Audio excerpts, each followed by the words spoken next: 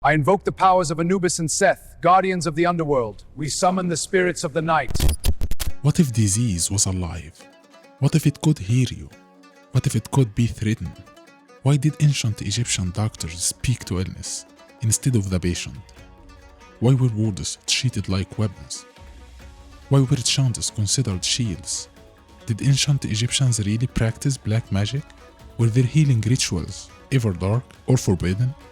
Why was the heart believed to control thought, not the brain? What happened when herbs failed?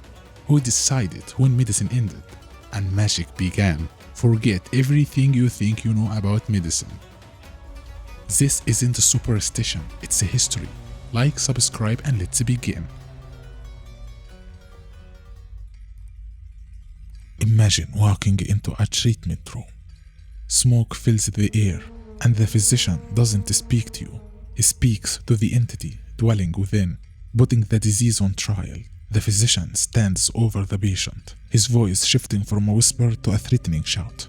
He invokes the names of gods of punishment and destruction, as if the illness were a conscious entity trapped inside the body.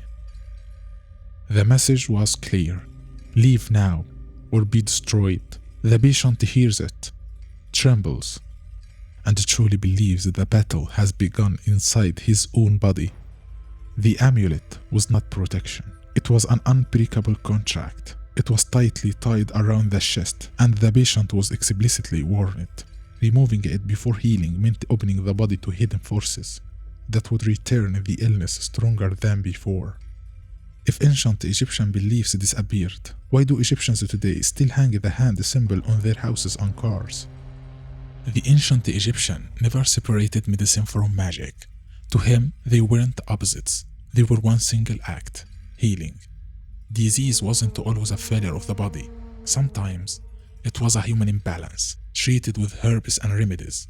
And sometimes it was something far more terrifying: a curse, an evil spirit, or the wrath of an angry god. And if you truly want to enter the world of ancient healing, you must walk through both doors: medicine and magic. But let's be honest, you didn't come here for herbs and ointments. You came here for the spells, the rituals, the forbidden words whispered in the dark. So begin with magic. Healing through magic. Here, the healer was also the ritual magician.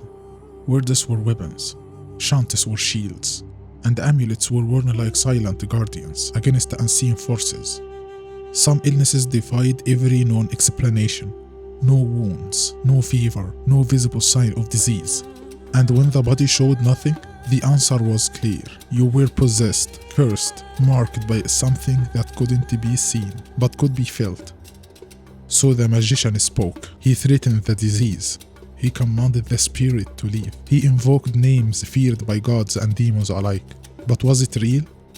In a way, yes, because magic did something powerful. It calmed the terrified mind. It weakened fear. It gave patient belief. And the belief was medicine.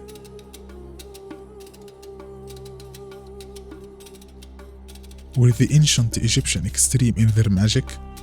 When we think of magic, we imagine blood, sacrifice, and madness. But ancient Egypt tells a different story. Their magic, Heka, was not chaos. It was a divine force meant to protect order, not destroy it. There is no evidence that Egyptians practiced cannibalism, human sacrifice, harmed children, or blood-based rituals. Instead, their magic was symbolic.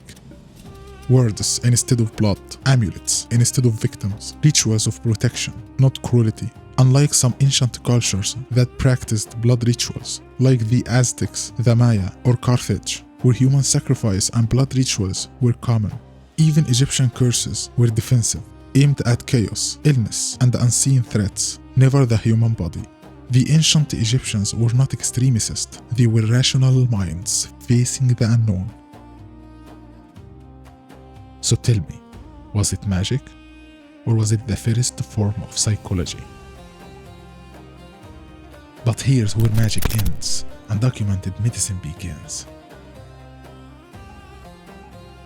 Over 3,500 years ago, Physicians documented their diagnosis and treatment on sheets made from the papyrus plant, which stretched to a length of over 18 meters. What you see before you today is among the oldest medical books in human history. The Ebers Papyrus, dating back to around 1550 BCE, is one of the oldest and most comprehensive medical texts to have survived nearly intact. It contains more than 700 prescriptions and instructions for treating a wide range of diseases. The ancient Egyptians believed that the heart was the center of thought and emotions, yet they described the blood vessels with remarkable accuracy and had a practical understanding of the heart's role in human life.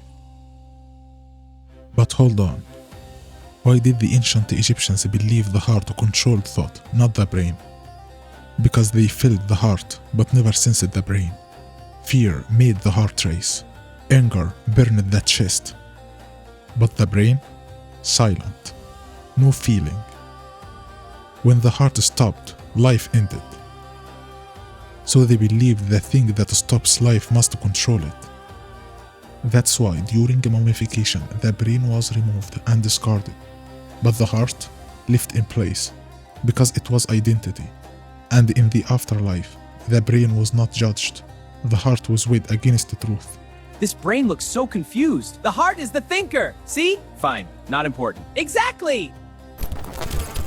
Although the heart was considered the center of thought, the papyrus notes that head injuries can affect bodily functions. The Ebers Papyrus describes cases of breast lumps and suggests cauterization as a method of treatment.